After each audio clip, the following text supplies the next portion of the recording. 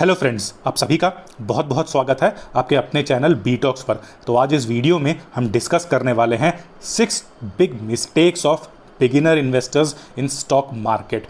तो दोस्तों, ऐसे कुछ 6 बड़ी मिस्टेक्स के बारे में जानेंगे जो कि इन्वेस्टर्स स्टॉक मार्केट में करते हैं। ये ज़रूरी नहीं है कि सिर्फ बिगिनर इन्वेस्टर्स ही ये गलती करते हों। कई बारी जो इन्वेस्टर्स काफ़ी समय से इन्वेस्टमेंट करते आ रहे हैं, 5 साल, 6 साल, 10 साल, 15 साल से भी इन्वेस्टमेंट करते आ रहे हैं दोस्तों, उन इन्वेस्टर्स से भी ऐसी गलतियाँ हो जाती हैं, ये देखा गया है। तो दोस्तों, ज़्यादा भूमिका नहीं बांधेंगे, ज़्यादा बड़ा प्रीलूड भी नहीं दूंगा।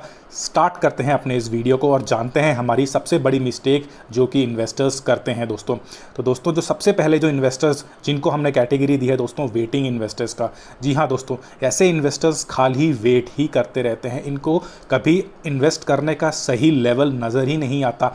चाहे मार्केट आपका 12,000 के लेवल पे हो, चाहे मार्केट आपका 11,000 के लेवल पे जाए, चाहे मार्केट 9,000 पे जाए या 8,000 पे जाए या 7,000 पे जाए दोस्तों, ये खाली दोस्तों वेट ही करते रह जाते हैं। इनको अपना सही लेवल पता ही नहीं चलता।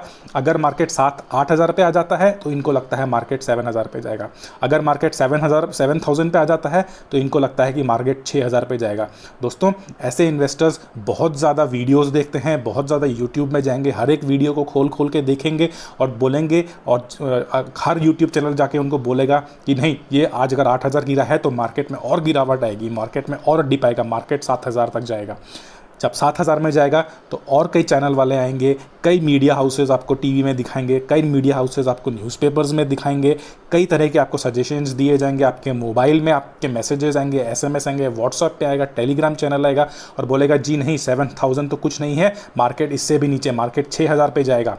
दोस्तों, ऐसे इन्वेस्टर्स को कभी इन्वेस्ट करने का मौका ही नहीं दिया जाता है। इनको हमेशा बोला जाता है कि अभी सही लेवल नहीं आया है, पेशेंस दिखाइए, पेशेंस दिखाइए, पेशेंस दिखाइए। और दोस्तों, ये इन्वेस्टर्स वेटिंग इन्वेस्टर्स ही बन के रह जाते हैं। ये अपनी इन्वेस्टमेंट जर्नी कभी शुरू ही नहीं कर पाते हैं। दोस्तों, स्टॉक मार्केट में पेशेंस होना बहुत ज़रूरी है, लेकिन ये भी कहा जाता है कि अगर आप स्विमिंग पूल में जंप नहीं लगाएंगे तो आप कभी स्विमिंग सीख ही नहीं पाएंगे। आप खाली अपने ड्रीम्स में ही कैसे तैरना है, कैसे स्विमिंग करनी है, उसकी आप प्रैक्टिस ही करते रह जाएंगे, लेकिन आप कभी स्विमिंग सीख ही नहीं पाएंगे। तो अगर आपको स्टॉक मार्केट में प्रॉफिट कमाना है, इन्वेस्टमेंट करना है, तो आपको कभी ना कभी तो किसी ना किसी स्टॉक पे इन्वेस्टमेंट चालू ही करनी पड़ेगी। गलतियों से ना डरें, अपनी गलतियाँ करें, लेकिन उन गलतियों से सीखें ज़रूर। अपनी इन्वेस्टमेंट जर्नी चालू तो ज़रूर करें। और अगर आपने इन्वेस्टमेंट चालू नहीं किए दोस्तों, तो इंडिया में बहुत सी ऐसी बड़ी कंपनीज़ हैं, ब्लू चिप कंपनीज़ हैं, लार्ज कैप की कंपनीज़ हैं दोस्तों, जिन पे आप इन्वेस्ट कर सकते हैं दोस्तों, और वहाँ से शुरुआत करिए। आपका अगर आप फाइनेंसिंग में पकड़ लीजिए तो आपकी HDFC आ जाती है, बजाज फाइनेंस आ जाती हैं, और आपका बजाज फिनसर्व भी आ जाता है। ऐसी ही कुछ बड़ी बड़ी कंपनीज़ है दोस्तों। अगर आप IT में देखें तो TCS आ जाती है। अगर आप ऑटोमोबाइल वगैरह में ऑटोमोबाइल हमारा प्रेफरेबल कैटेगरी नहीं है। हमें पर्सनल हिसाब से ऑटोमोबाइल सेक्टर इतना पसंद नहीं है, तो मैं उसमें आपको कोई एग्जांपल भी देना नहीं चाहूँगा। रिलायंस पकड़ लीजिए आप। इन ऐसी बड़ी कंपनीज़ में आप अपनी इन्वेस्टमेंट जर्नी चालू कर सकते हैं। तो दोस्तों, वेट करना अच्छी बात है, मार्केट को फॉलो करना अच्छी बात है, लेकिन सिर्फ वेट ही करते रह जाना और अपनी इन्वेस्टमेंट जर्नी को शुरू ही नहीं करना, ये सही नहीं माना जाएगा। तो दोस्तों, दे नेवर बाय। आप इस कैटेगरी में अगर हैं तो इस कैटेगरी से बाहर निकलिए, कॉन्फिडेंस अपना बढ़ाइए, स्टॉक एनालिसिस चालू करिए और अपने कुछ स्टॉक्स ज़रूर चुनिए और उन स्टॉक्स को अपना पोर्टफोलियो स्टॉक्स बनाइए दोस्तों। पोर्टफोलियो स्टॉक्स वो होते हैं दोस्तों, कुछ चुनिंदा स्टॉक्स, 4 स्टॉक्स या फिर 5 स्टॉक्स का आपका एक पोर्टफोलियो होना चाहिए, जिनको आप लॉन्ग टर्म के लिए इन्वेस्ट करेंगे। अगर मैं लॉन्ग टर्म की बात करता हूं तो दोस्तों, वो 10 साल 15 साल का है, आपका 1 साल या 2 साल का नहीं है। 10 साल और 15 साल के लिए कौन सी ऐसी कंपनीज आप सोचिए जो हो सकती हैं, जो आज से लेकर 10 साल 15 साल के बाद भी आपको मार्केट में नजर आएंगी दोस्तों।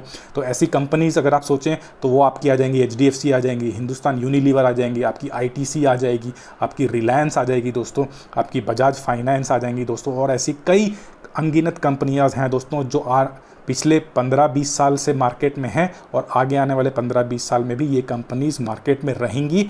जी हाँ, आपको ये मल्टी बैगर रिटर्न्स नहीं देंगी, लेकिन ये आपके पोर्टफोलियो का हिस्सा होना चाहिए ताकि आपकी इन्वेस्टमेंट जर्नी चालू हो और आप इन पे सालों साल बने रहें। अगर ये स्टॉक आज 1000 के लेवल पे हैं तो आज से 15 साल बाद आपको लगता है कि ये स्टॉक्स 1000 के लेवल पर ही रहेंगे। जी नहीं दोस्तों, अगर आज HDFC 1000 के लेवल पे है तो आज से 15 साल बाद वो 15,000 के लेवल पर भी हो सकती है। गारंटी नहीं है दोस्तों, लेकिन आपको कन्विक्शन कंपनीज में होना चाहिए। जिस भी कंपनी में आप इन्वेस्ट करते हैं दोस्तों, उसमें आपका स्ट्रॉन्ग कन्विक्शन होना चाहिए। थोड़ा सा डिप आ जाए, 3% का डिप आ जाए और आप उस स्टॉक से निकल जाएं लॉस बुक करके, ऐसे स्टॉक्स में आप इन्वेस्ट ना करें। अगर आपको HDFC में कन्विक्शन नहीं है, कोई ज़रूरत नहीं है कि आप उसमें जाकर ज़बरदस्ती इन्वेस्टमेंट कर दीजिए बिकॉज आपको मैं बोल रहा हूँ या बिकॉज आपको और कोई यूट्यूब चैनल या आपको और कोई टीवी में आके आपको बड़ा एक्सपर्ट आपको बोल रहा है कि HDFC में आप कर दीजिए, तो आप कर दीजिए। अगर आपको HDFC में कॉन्फिडेंस नहीं लगता है, कन्विक्शन नहीं लगता है, आप मत करिए। आप दूसरी कंपनीज देखिए, मार्केट में बहुत सी कंपनी है। आप रिलायंस में इन्वेस्ट करिए, आप हिंदुस्तान यूनिलीवर में इन्वेस्ट करिए, आप ब्रिटानिया में इन्वेस्ट करिए, लेकिन आपको उस स्टॉक में कन्विक्शन होना चाहिए, आपका खुद का कन्विक्शन होना चाहिए और आप अपनी इन्वेस्टमेंट जर्नी चालू करिए। तो दोस्तों, आप वेटिंग इन्वेस्टर्स बन के ना रहें, आप एक कॉन्फिडेंट इन्वेस्टर्स बनिए और अपनी इन्वेस्टमेंट जर्नी चालू करिए। तो दोस्तों, ये तो हो गया हमारा पहला पॉइंट। अगर हम अपने दूसरे पॉइंट की तरफ जाएं दोस्तों, तो वो है ओवर एक्साइटेड इन्वेस्टर। दोस्तों, दे बाय ऑल एंड एवरीथिंग। दोस्तों, ऐसे इन्वेस्टर्स वो इन्वेस्टर्स होते हैं जो कि मिडिल इनकम ग्रुप में आते हैं। ये इनके पास इनफ्लो की कमी तो नहीं होती है, इनके पास हर महीने अच्छा खासा इनफ्लो आता रहता है और इनके पास अच्छा खासा पैसा जमा रहता है। तो ये क्या करते हैं कि मार्केट में थोड़ी सी डिप आई या मार्केट में थोड़ी सी रैली आई, इनके फ्रेंड्स ने इनको कुछ एक स्टॉक सजेस्ट कर दिया, इन्होंने टीवी में कुछ देख लिया, इन्होंने यूट्यूब चैनल में कोई स्टॉक देख लिया, इनको कहीं से कुछ सजेशन मिल गई, मोबाइल में किसी ने स्टॉक टिप दे दिया, SMS आ गया, व्हाट्सएप में कुछ आ गया, टेलीग्राम ग्रुप में कुछ आ गया और ये तुरंत जाके उस स्टॉक में अपना इन्वेस्टमेंट कर देते हैं। दोस्तों, ये बहुत ही गलत बात है, ऐसा नहीं होना चाहिए। अगर आपके पास अच्छा खासा पैसा जमा है या आपके पास अच्छा खासा इनफ्लो आता है दोस्तों, तो आप उसको जमा करिए, स्टॉक को एनालिसिस जारी रखिए अपनी, और ओवर एक्साइटेड इन्वेस्टर्स ना बने। इन इन्वेस्टर्स के साथ दोस्तों गलती क्या होती है कि ये इनके पास इनफ्लो आता है और ये तुरंत ही किसी स्टॉक को बाय कर लेते हैं। दोस्तों, उस वजह से क्या होता है कि जब मार्केट में करेक्शन आता है, जब एक मार्केट में अच्छा खासा डिप आता है, तब इनके पास जितना पैसा अवेलेबल हो सकता है उतना इनके पास अवेलेबल होता नहीं है। जब मार्केट में 10% की गिरावट आती है तब इनके पास शायद पैसा बचता ही नहीं है, क्योंकि ये ऑलरेडी मार्केट की रैली में या फिर छोटी मोटी डिप में ये ऑलरेडी इन्वेस्ट कर चुके होते हैं। तो जहाँ पर ये 1 लाख का इन्वेस्टमेंट कर सकते हैं, शायद आज उनकी डेट में 10,000 ही बचे होंगे। तो दोस्तों, इस वजह से ये ओवर एक्साइटेड इन्वेस्टर्स का कॉन्फिडेंस तो अच्छा होता है, इनको वो वेटिंग इन्वेस्टर्स वाली गलती तो ये नहीं करते हैं, लेकिन इनको ये आइडिया नहीं लग पाता है कि हमको कब इन्वेस्ट करना है और कब इन्वेस्ट नहीं करना है। ये थोड़ी सी डिप होती है और ये बहुत ज़्यादा एक्साइट होकर ये लोग किसी ना किसी शेयर में इन्वेस्ट कर देते हैं बिकॉज। और ऐसे इन्वेस्टर्स के साथ दोस्तों एक गलती ये भी देखी जाती है कि इनका कोई पोर्टफोलियो स्टॉक ही नहीं होता है। मार्केट में जितने स्टॉक रैली दिखाने लगते हैं, अगर कोई एक नया स्टॉक आज आ गया और उसने अच्छी खासी रैली दिखाई है, 2000-3000 का उन्होंने अगर रैली दिखाई है, CAGR दिखाया है 40%, 50%, 100%, 2% का CAGR दिखाया है, ये तुरंत जाके उसमें इन्वेस्टमेंट करते हैं। इनको कोई आइडिया ही नहीं होता है कि उस स्टॉक का, उस क्रिप्ट का क्या स्ट्रैटेजी है, वो कंपनी किस किस बिजनेस सेगमेंट्स में काम करती है, वो किस सेगमेंट को केटर करती है, उनका कंज्यूमर बेस क्या है, उस स्टॉक के फंडामेंटल्स कैसे हैं। बस उस स्टॉक ने अच्छा रिटर्न दिया है, उनके किसी फ्रेंड या रिलेटिव ने वो स्टॉक सजेस्ट किया है और इस वजह से वो जाके वो स्टॉक में इन्वेस्ट कर देते हैं और आगे चल के 2 महीने बाद जब वो स्टॉक गिरता है तो वो सोचते हैं अरे हमने तो अच्छे स्टॉक में इन्वेस्ट किया था, लेकिन आज ये स्टॉक आखिर गिर किस लिए गया है। तो दोस्तों, ऐसे ओवर एक्साइटेड इन्वेस्टर्स भी ना बने और वेटिंग इन्वेस्टर भी ना बने। तो दोस्तों, इसी के साथ हम बात कर लेते हैं अपने तीसरे इन्वेस्टर के बारे में। दोस्तों, ये है नो एनालिसिस इन्वेस्टर। दोस्तों, जी हाँ दोस्तों, ये नो एनालिसिस इन्वेस्टर्स भी दोस्तों आप ना बने, क्योंकि ये इन्वेस्टर्स क्या होते हैं कि ये इन्वेस्टर्स अपने एनालिसिस में बिल्कुल भी मेहनत नहीं करते हैं। इन्हें लगता है कि हमें कोई एक टिप दे दे और हम उस स्टॉक में जाके इन्वेस्ट कर दें और अच्छा खासा मुनाफा कमा लें। दोस्तों, ऐसा नहीं होता है। हर इन्वेस्टर्स को अपने जिन स्टॉक में वो इन्वेस्ट करना चाहते हैं उस स्टॉक के बारे में एक थॉरो एनालिसिस दोस्तों करना ही चाहिए।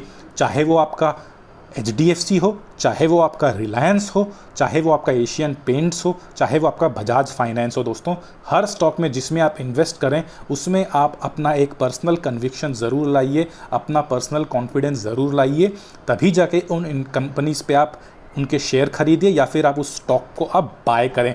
दूसरों के सजेशंस पे जाकर अगर आप दोस्तों इन्वेस्ट करते हैं तो देर सवेर आप उस स्टॉक से निकल आएंगे। उस स्टॉक में अगर 2% की भी गिरावट आएगी दोस्तों तो आप उन स्टॉक से निकल आएंगे। ऐसी गलतियां आपने भी की होंगी, हमने नहीं की हैं ऐसा हम नहीं बोलेंगे, हमने भी ऐसी गलतियां की हैं, दूसरों के सजेशंस लिए और हमने इन्वेस्ट कर दिया। लेकिन ऐसी आमतौर पे ऐसी गलतियां ज़्यादातर बिगिनर इन्वेस्टर करते हैं या फिर ऐसे इन्वेस्टर्स करते हैं जो दूसरों की टिप्स पे डिपेंडेंट होते हैं। तो दोस्तों दूसरों के टिप पे अगर आप डिपेंडेंट रहेंगे आपको कन्विक्शन नहीं होगा और आपको पता ही नहीं चलेगा कि आपको कब एंट्री लेनी चाहिए या फिर आपको कब एग्जिट लेना चाहिए। तो दोस्तों किसी भी स्टॉक्स आपको पसंद आए, भले ही आपके पोर्टफोलियो में 4 या 5 स्टॉक्स ही हों, लेकिन आपको उन स्टॉक्स पे कंप्लीट कन्विक्शन होना चाहिए, कंप्लीट कॉन्फिडेंस होना चाहिए कि आगे आने वाले 10 या 15 साल में ये स्टॉक्स आपको अच्छा मुनाफा देके जाएंगे, आपको अच्छा प्रॉफिट देके जाएंगे और उन्हीं स्टॉक्स में आप इन्वेस्ट करिए। दोस्तों पोर्टफोलियो स्टॉक्स होना दोस्तों बहुत ज़रूरी है और उसके अराउंड अगर आपके पास 8 पोर्टफोलियो स्टॉक्स हैं जो कि काफ़ी स्ट्रॉन्ग लार्ज कैप कंपनीज़ होंगी और बहुत ही बढ़िया कंपनीज़ होंगी, ऐसे 8 स्टॉक्स आपके पास होने ही चाहिए और बाकी के 2 या 3 स्टॉक आप ऐसे रख सकते हैं जो फ्लेवर ऑफ द टाइम होंगे, फ्लेवर ऑफ द मंथ होंगे या फ्लेवर ऑफ द ईयर होंगे। जैसे कि अभी फार्मेसी स्टॉक्स चल रहे हैं तो आपने कुछ एक स्टॉक उठा के रख लिया और उसमें आपने 1 साल में या 1.5 साल के अंदर आपने उसमें प्रॉफिट बुकिंग करके निकल गए, उसमें कोई बुराई नहीं है। लेकिन आपके सारे ही सारे स्टॉक्स अगर उसी लेवल के हैं, उसी फ्लेवर के हैं या फिर आपके सारे के सारे स्टॉक्स ऐसे ही हैं जो एक टाइम पे अपने टाइम पे बहुत ही ज़बरदस्त रिटर्न दे रहे हैं लेकिन वो लॉन्ग टर्म पे आपको कन्विक्शन नहीं है, कॉन्फिडेंस नहीं है, अगर आपके सारे स्टॉक्स ऐसे ही हैं तो दोस्तों ये बहुत ही बड़ी मिस्टेक है। आपका पोर्टफोलियो सर्वाइव ही नहीं कर पाएगा लॉन्ग टाइम में और ये बहुत ही बड़ी गलती होगी। तो दोस्तों ये तो हो गया हमारा तीसरा पॉइंट। चलिए इसी के साथ हम बात कर लेते हैं चौथे पॉइंट के बारे में भी। तो दोस्तों ये चौथे इन्वेस्टर्स होते हैं, इनको हमने नाम दिया है यूनिक इन्वेस्टर्स का। दोस्तों जी हाँ दोस्तों, इन इन्वेस्टर्स में एक अलग ही तरीके का कीड़ा होता है। ये सोचते हैं कि ये मार्केट को ओवर स्मार्ट करते हैं। जितने भी इन्वेस्टर्स मार्केट में हैं ये उन सभी से ज़्यादा ओवर स्मार्ट हैं, ये यूनिक इन्वेस्टर्स हैं। ये कुछ ऐसे स्टॉक मार्केट से निकाल के लेके आ सकते हैं जिसके बारे में किसी को कुछ पता ही नहीं है। दोस्तों ऐसा नहीं होता है।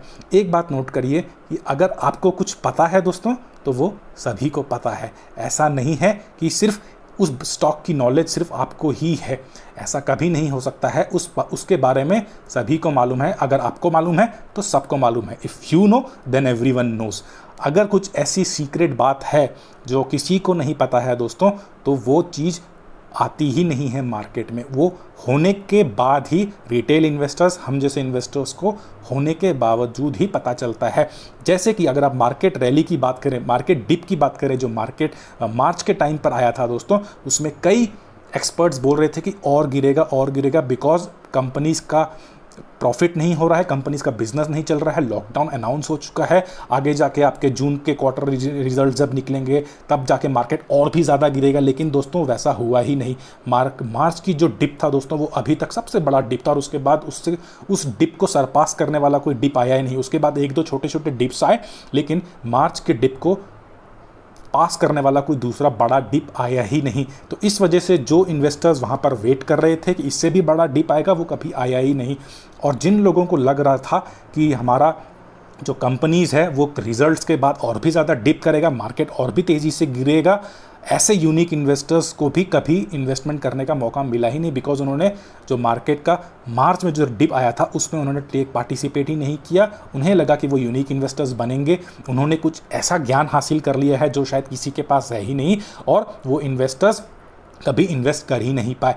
और दोस्तों इन इन्वेस्टर्स में जो ये यूनिक इन्वेस्टर्स हैं इनमें एक और कीड़ा होता है कि इनको लगता है कि हम एक ऐसा पेनी स्टॉक लेके आ जाएंगे या फिर एक ऐसा मल्टी बैगर स्टॉक लेके आ जाएंगे जिसके बारे में किसी को पता नहीं है और सारा का सारा इन्वेस्टमेंट हमको ही होगा। हम एक 2 रुपये का ऐसा स्टॉक लेके आएंगे जो बाद में जाके 2000 का स्टॉक बन जाएगा। हमको 8000 का प्रॉफिट, 8000 का 10,000 का हमको एक CAGR मिल जाएगा और हम यहाँ पर मल्टी बैगर और हम लोग करोड़पति या अरबपति बन जाएंगे। दोस्तों ऐसा नहीं होता है। अगर आपको मालूम है तो सभी को मालूम है। तो दोस्तों ऐसा एक पेनी स्टॉक, ऐसा एक मल्टी बैगर स्टॉक की तलाश में आप अपना पोर्टफोलियो को ख़राब ना करें। पहले अपना पोर्टफोलियो स्टॉक्स बनाएं और उसके बाद पेनी स्टॉक्स या मल्टी बैगर स्टॉक में आप 2 या 3% से ज़्यादा अपना एलोकेशन करें ही नहीं दोस्तों। तो ये गलती भी आप ना करें दोस्तों। और जो हमको पांचवी गलती लगती है दोस्तों वो ये है, उनको हम बोलते हैं नो कॉर्पस इन्वेस्टर्स दोस्तों। इसके बारे में हम अपने पहले पॉइंट्स में भी थोड़ी बहुत डिस्कशन कर चुके हैं दोस्तों। ये ऐसे इन्वेस्टर्स होते हैं दोस्तों जो कि अपनी कुछ सेविंग करते ही नहीं हैं, वो हर महीने कुछ ना कुछ छोटी छोटी अमाउंट में, कुछ ना कुछ छोटी छोटी अमाउंट में वो मार्केट में इन्वेस्ट करते ही रहते हैं। दोस्तों ऐसी गलती ना करें। अगर मार्केट कंटिन्यूसली डिप करता जा रहा है, तो भी आपको हर महीने कुछ ना कुछ इन्वेस्टमेंट करने की ज़रूरत नहीं है। आप अपना स्ट्रॉन्ग कन्विक्शन बना के रखिए, आप अपने पोर्टफोलियो स्टॉक्स बना के रखिए और एक अच्छी खासी गिरावट पर ही आप इन्वेस्टमेंट करें। हर छोटी मोटी गिरावट पे या हर छोटी मोटी रैली पे आप सेल कर देंगे, प्रॉफिट बुकिंग कर देंगे, ऐसा स्ट्रैटेजी बनाना भी सही नहीं रहेगा। अगर आप महीने में 20,000 सेव कर सकते हैं, या फिर आप अगर एग्जांपल के तौर पे देखें, अगर आप हर महीना 20,000 मार्केट में पैसा लगा सकते हैं दोस्तों, तो उसमें से आप ओनली 15,000 ही मार्केट में लगाइए, बाकी के 5,000 आप अपने सेविंग्स अकाउंट में या फिर लिक्विड फंड में डाल के रख दीजिए। और मार्केट में जब बड़ी गिरावट आएगी दोस्तों, उस समय के लिए आप अपना एक कॉर्पस बिल्ड करते रहिए। जब मार्केट में आपको 10% या 15% की गिरावट देखने को मिले, हालांकि ये सिचुएशन आपको वेरी फ्रीक्वेंटली जल्दी नज़र नहीं आएगी, तभी मैं बोल रहा हूँ कि नो कॉर्पस इन्वेस्टर। आपको अपना, इसका मतलब आपको इसका उल्टा करना है, आपको अपना कॉर्पस एक बना के रखना है। माने या इसका मतलब है कि आपको कुछ पैसे बचा के रखने हैं अपने नॉर्मल इन्वेस्टमेंट से। अगर आप 20,000 का इन्वेस्टमेंट कर सकते हैं तो 5,000 कम से कम आप ऐसी बड़ी गिरावट के लिए सेव करके रखिए, और जिस दिन ऐसी बड़ी गिरावट आएगी दोस्तों, आप उस दिन ज़्यादा इन्वेस्टमेंट कर सकते हैं दोस्तों। तो आप हर छोटी मोटी डिप में या हर छोटी मोटी रैली में आप अपनी प्रॉफिट बुकिंग ना करते रहिए, या फिर छोटी मोटी आप बाइंग ना करते रहिए। ये गलती भी नहीं होनी चाहिए। और जो आखिरी पॉइंट हम है दोस्तों वो है नो पेशेंस इन्वेस्टर दोस्तों। They lack patience and sell their stocks for some random reasons.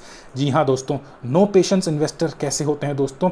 ना ही ये वेट कर सकते हैं, ना ही अपनी कोई एनालिसिस करते हैं, ये स्टॉक टिप्स पे डिपेंडेंट होते हैं, और दोस्तों छोटी मोटी प्रॉफिट बुकिंग से ये खुश हो जाते हैं। इन्होंने रिसर्च करी होगी और इन्होंने किसी स्टॉक में इन्वेस्ट किया होगा, लेकिन जैसे ही वहाँ पे 3% की रैली दिखी, 5% की रैली दिखी, वो वहाँ पे अपनी प्रॉफिट बुकिंग करते हैं। उन्हें लगता है कि कम से कम हम अपना प्रिंसिपल तो बचा लें, प्रिंसिपल बचा लेंगे और बाकी जितना बच जाएगा वो हमारा प्रॉफिट हो गया। दोस्तों ऐसी गलती भी ना करें। अगर आपको ज़रूरत नहीं है, अगर आपने स्टॉक में अच्छा एनालिसिस किया हुआ है, आप लॉन्ग टर्म के लिए आपने स्टॉक में इन्वेस्टमेंट करी है, तो छोटी मोटी रैली में आपका अगर स्टॉक ऊपर जा रहा है, 5% 10% आपका स्टॉक ऊपर चला गया है, तो आप ऐसे ही किसी रैंडम रीजंस की वजह से आप अपनी प्रॉफिट बुकिंग करके उस स्टॉक से ना निकल जाएं। ऐसे ही इन्वेस्टर्स होते हैं दोस्तों जो बोलते हैं कि अरे हमने इन्वेस्ट तो किया था, लेकिन हम लोग ने 2x में प्रॉफिट बुकिंग कर ली। लेकिन दोस्तों अगर आपने 2x में बुकिंग कर ली और वो बाद में जाके वो स्टॉक 6x 10x होता है, तो आप अपने 2x के प्रॉफिट बुकिंग के चक्कर में आपने 6x की जो रिटर्न मिलना था, आप वो रिटर्न ले ही नहीं पाए। तो दोस्तों कोई भी कंपनी आपको 1 साल या 2 साल में डबल नहीं हो जाती है। अगर आप रिलायंस का भी एग्जांपल लें तो स्टॉक बहुत टाइम तक एक ही लेवल पे चल रहा था, जहां पर कई इन्वेस्टर्स फ्रस्ट्रेट भी हो गए थे, इरिटेट भी हो गए थे कि स्टॉक बढ़ता क्यों नहीं है। लेकिन जब रैली पकड़ी है तो दोस्तों अचानक से स्टॉक 2,500 के तरफ चला गया है। तो दोस्तों अगर आप छोटी मोटी 5% 3% की प्रॉफिट बुकिंग कर लेते हैं तो आप कभी भी ऐसा ज़बरदस्त रैली देख ही नहीं पाएंगे और अपना मल्टी बैगर अपने स्टॉक को बना ही नहीं पाएंगे। तो दोस्तों मल्टी बैगर स्टॉक कोई दूसरी दुनिया से निकल के नहीं आएगा, वो आपके यही स्ट्रॉन्ग कन्विक्शन वाले जो आपके स्टॉक्स होंगे, यही जाके आपको आगे आने वाले टाइम 5 साल 6 साल 10 साल में आपको मल्टी बैगर रिटर्न्स देके जाएंगे। दोस्तों तो अगर आपने किसी स्टॉक में इन्वेस्ट किया है तो उस स्टॉक के आप बने रहिए और लॉन्ग टर्म के लिए बने रहिए। दोस्तों अगर आपका कॉन्फिडेंस स्टॉक पे नहीं है, कन्विक्शन नहीं है, तो उस स्टॉक में आप एंट्री ही ना लीजिए। अगर आप एंट्री लेते हैं तो उस स्टॉक के साथ आप सालों साल बने रहेंगे, ऐसे कन्विक्शन के साथ ही घुसिए दोस्तों, तभी आप अच्छा खासा मोटा प्रॉफिट स्टॉक से बना के जाएंगे। दोस्तों तो ये दोस्तों हमारे सारे 6 गलतियां थी जो इन्वेस्टर्स स्टॉक मार्केट में करते हैं। आशा करते हैं कि आप इन्वेस्टर्स में से ना हो, आपने ऐसी गलतियां ना की हो, और अगर आपने पास में ऐसी गलतियां की हैं तो ज़रूर आशा करते हैं कि आपने उन गलतियों से कुछ ना कुछ ज़रूर सीखा होगा। और अगर ये गलतियां आप ऑलरेडी कर रहे हैं और आपको लगता है कि आप इनमें से कोई इन्वेस्टर्स हैं, तो दोस्तों इन गलतियों से सीखें और इनको रिपीट ना करें। और जो इन्वेस्टर्स ने अभी तक इन्वेस्ट नहीं किया है वो फ्यूचर में इन पॉइंट्स को नज़र रखें और ऐसी गलतियां रिपीट करें, ऐसी गलतियां ना करें। तो दोस्तों, आशा करते हैं आपको आज के वीडियो से कुछ सीखने को मिला होगा और आप इन सारी मिस्टेक्स को अपने ध्यान में रखा होगा और अपने इन्वेस्टमेंट स्ट्रेटजी में इनको इंक्लूड करने की कोशिश करेंगे। दोस्तों, वीडियो अगर पसंद आया है तो इसे एक बड़ा सा थम्स अप दीजिए और अपने फ्रेंड्स एंड रिलेटिव्स के साथ भी शेयर करें। आज के लिए इतना ही। थैंक यू, धन्यवाद, जय हिंद।